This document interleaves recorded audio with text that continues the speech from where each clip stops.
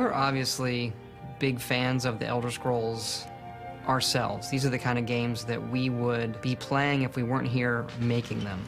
This is the whole important part. This is the frothing, or as we say here, making a potion. That's how we make potions in Skyrim. There are about 30 or 40 of us. We've been together for over 10 years at Bethesda Game Studios. These are the same leads that were working on Morrowind, Oblivion, and this is their third Elder Scrolls game with Skyrim.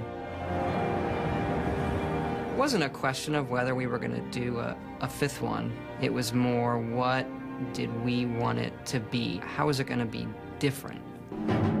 Skyrim is sort of this culmination of over a decade's worth of making open-world RPGs, and we're trying to take everything that we've learned and focus it onto this one game. You're the leader of the rebellion. I thought it was weird when he said, "You're the leader of the rebellion." Like, is it just because it's a robo voice? It sort of starts like with a kernel of ideas that Todd has, and a couple of the key people who've been here for a long time worked on all the Elder Scrolls. So we sort of know, like, after the previous game, what was the feedback, or what was that game? Then where is this game set? What do we want to do different? What do we want to improve upon? Usually with great gnashing of teeth. That's usually usually where you start. One of the reasons why we did Skyrim is it has more developed lore than some of the other places. We've written more about it. There's been more references in books. So we knew more about it. We had more of a starting place, and it was also, we thought it was cool lore. What is the tone of the game? How does the player feel about the world they're in?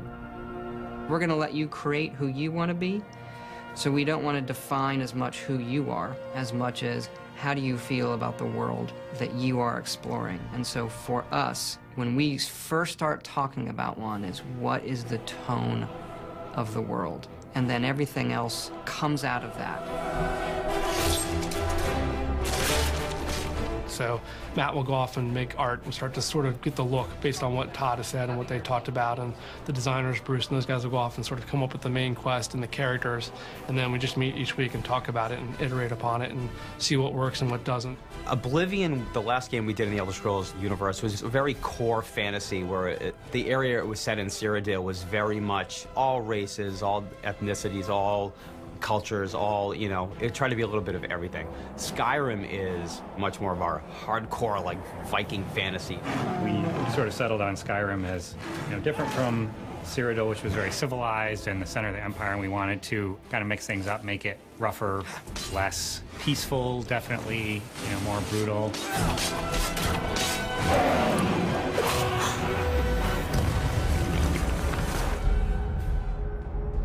Skyrim starts the way every Elder Scrolls game starts. You're a prisoner, you don't have a background. And it's sort of like an Elder Scrolls tradition. We want the player to fill in those blanks, you know, with their own imagination. You were trying to cross the border, right? Skyrim was fine until you came along. Elder Scrolls especially, we give you, you're a blank slate. And we've wiped your history clean, and you're free to make your story as you wish. And in this particular case, you're being led to your execution. And the execution is interrupted by a dragon attack. And into the keep! You were a criminal and you were accused of some crime, but it's like, what is this other stuff going around? There's this weird civil war going on. He doesn't have the men. That's not what my scouts report, sir. And there's a lot of tension in the world. And in Oblivion, you weren't the person that saved the world. You helped the person save the world. But we definitely knew, like, this is Skyrim, you know, the land of the barbarians. We want you to feel like, you know, the Nord hero here.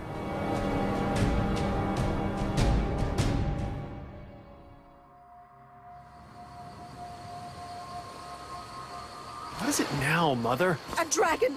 I saw a dragon! If you were to look at the PowerPoint way back in the day, dragons was #1 on that list. We are going to do dragons in a way that you've never seen before in any RPG. We haven't had dragons in the Elder Scrolls. We had one in Redguard, but that game is set in the past.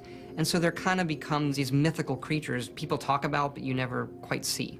You know, there have been rumors of dragons coming back, and no one's really believed it because, as far as anyone knows, dragons are gone from the world. They've all been killed off, you know, hundreds of years ago. But now here's this dragon. What's that about? The Nords have this god in their pantheon, Alduin. Alduin, who is this, I don't want to say evil, but dark god in the Elder Scrolls lore, he is a dragon. In the ancient times, he sort of ruled over the humans in this part of the world. Alduin's Wall is sort of a history in stone. of the last time that dragons were seriously resisted by the human beings of the world. And it tells the story of how Alduin was defeated the first time. And the prophecy goes that he will return and eat the world. Well, that's what happens in Skyrim. And part of what is written on the wall is the player's journey, the player's destiny. And so you start out trying to figure out, you know, what does it have to do with me? Pretty early on, you learn that you're Dragonborn, and so you're trying to figure out, what does that mean? The Dragonborn is someone who has the soul of a dragon, and there hasn't been one in so long. People almost wonder if it's a myth. You don't have a chance! Dragonborn is like, that's something where it gets really kind of metaphysical, kind of, we don't want to define it too much. That's what we do want it to be. Well, how does that work? You show up and you start exhibiting these powers, and people are like, oh my God, could it be true? Is this the Dragonborn? Does this person have the voice, the Thuum, this power of old? And if so, what does that mean? And what it really comes down to mean is anointed by the gods with the soul of a dragon. This is something that, you know, once every few generations you have someone who's born with this ability. So you as the Dragonborn, you must resolve the problem with the dragons. You must find out what it is they're back here for, and you have to take this head on.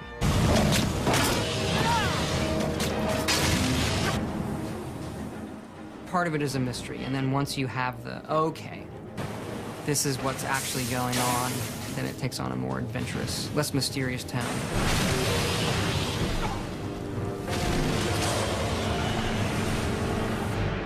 Like a lot of game story ideas, it comes in little fits and spurts, and it starts with something simple and starts to grow into something more elaborate, and finally you take away some of the excess and you're left with something rather clean. For us, it started with a very simple concept of dragons. If we're going to do dragons, we need to do dragons right, because it's a big deal. This isn't something you can just, oh yeah, there's another creature like a bear walking around in the woods. Part of our challenge was to make the dragons familiar without being 100% cliche.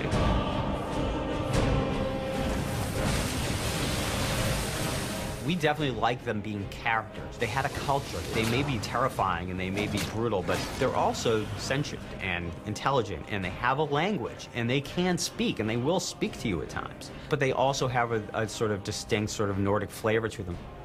And they're big. We wanted the dragon to feel very majestic, so we were looking at, well, how do eagles soar and that sort of thing. But on ground, we wanted them to be a little bit more primal and reptilian in nature. A lot of it is analyzing real-world analogs. So we'll look at bat footage, we'll look at bird footage. It's trying to research so that we're not making a fantastical creature be unbelievable. It may be a fantastical creature, but it still has to feel like it has weight. It still has to feel like it could exist in this environment. Trying to make dragons feel authentic is, for us, more important than making them feel unique, special, and completely and utterly different. You make the experience of it feel so real that that's what becomes important. The authenticity is what matters to us.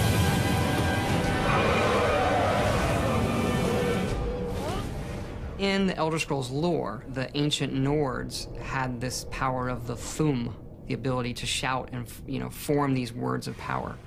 It was written then, it was never intended, this is the language of dragons. But when we started, we're gonna do Skyrim, or we're gonna have dragons come back, that was a pretty quick decision. It was like, that's what we always meant. When the dragons in the game, you can hear them speaking the language. So that got us talking about, well, what does this language mean for the player? What kind of device will this be? And so we decided to create this dragon language. Emil, I want you to write this song. That's how it started. Can you write a song that works in dragon language, that rhymes with the Elder Scrolls theme, when translated into English, also makes sense and rhymes? He's able to come up with things, I don't know how he does it. I found recordings of Beowulf in Old English. That gave me sort of the overall feel. As the story goes, he kind of sat on it for a while and went home one weekend and heated up some mead and wrote the thing. He came in on Monday, there it is, and it was like, oh my gosh, this actually works.